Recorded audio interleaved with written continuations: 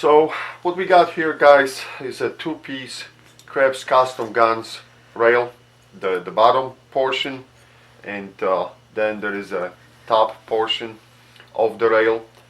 As you can see, this Keymod rail. In the package, you're also going to have all the screws necessary to mount that rail, and they come with the Allen wrenches prepared already for you to use it. You're going to have in the package also the blue Loctite, which is highly recommended if you're going to install that rail permanently.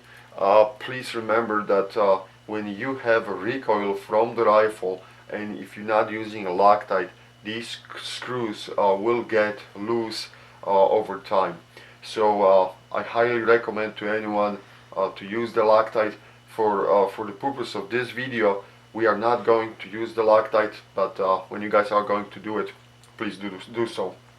I have already disassembled the rifle. This is the polished dental. The handguards, I'll put them on the side so they won't bother us. Also the other parts, the dust cover, the spring, and the bolt carrier with the bolt. We don't need it for right now. Let's start our little operation, the surgery. What we got here. So it is a standard polished dental. We all know that it is hard to find any kind of rails for this piece of equipment. You can get them from Poland, but it's hard to import these, or they are very expensive. So if we can manage to install that rail to this rifle, that would be a great addition.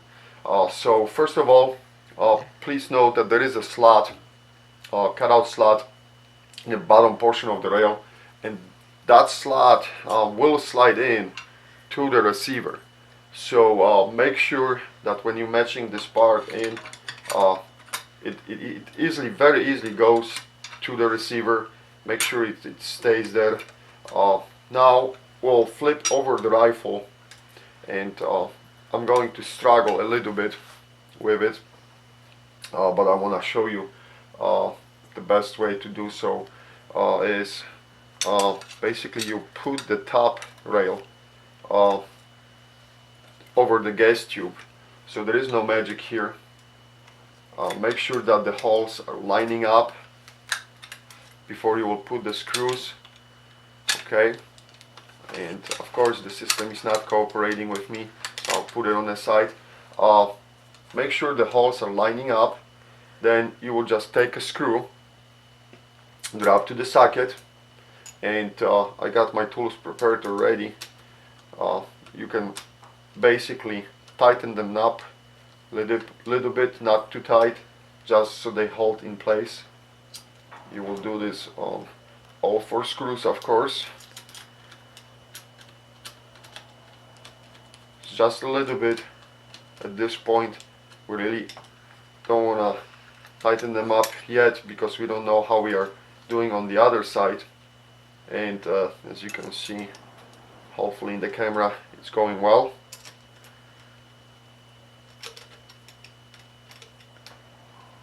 If I could only hit the slot, there you go. And the rail is already tightening nicely, so it's looking good. So that's the last screw from for connecting the bottom portion with the top portion.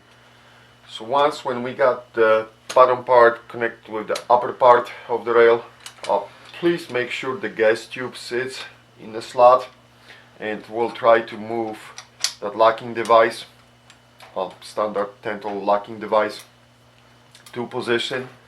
What I'm going to do right now is, and normally I will use the better support, but I want to show you this, guys.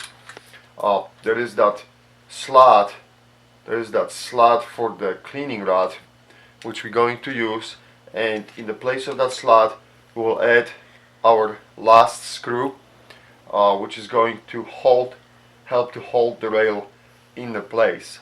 So you have to make sure that the hole for the cleaning rod lines up with the socket in the rail, and there is a metal bushing already mounted in the bottom portion of the rail, and what's going to happen is you will take that screw and you're going to tap it to that bushing. But make sure that the standard locking device from the Tentel is lined up, the holes are lined up with the opening for that screw. Okay, as I said, probably at the beginning it's better to use just your fingers. There you go. Tighten it up. You can lock the locking device in position. So basically we got the rail installed on the Tentel. There is that gap, that opening, which I was talking about at the beginning in the other video, but that was expected to be for the Tentel, because this is not the rail completely designed for the Tentel rifles. I just want to see it, how it's going to fit, but as you can see, it installed very nicely. So let me tighten all the screws right now, so it will sit better, and that goes very nice. And this side was a little bit loose. Yep, this will do.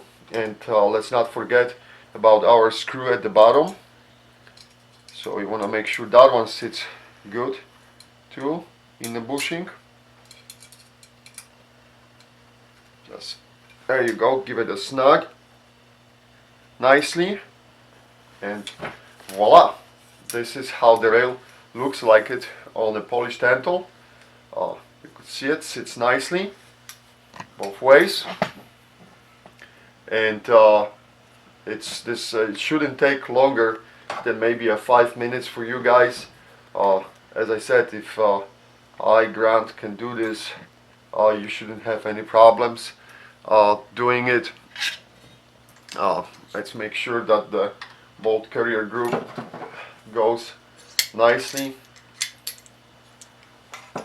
to the gas tube,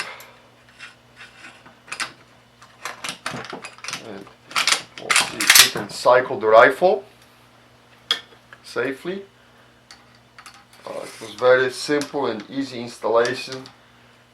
You shouldn't have any problems with it. Just be patient, especially with those Tentels, because they are different animals. So you may have some difficulties lining up things, but that's just the nature of the beast. That's just how the Tentel works. So we got it right now. Let me cycle it. Yep, cycles perfectly. There's no problems, and the rail is looking very good from every angle, and I like it a lot. Okay, so thanks for watching, guys.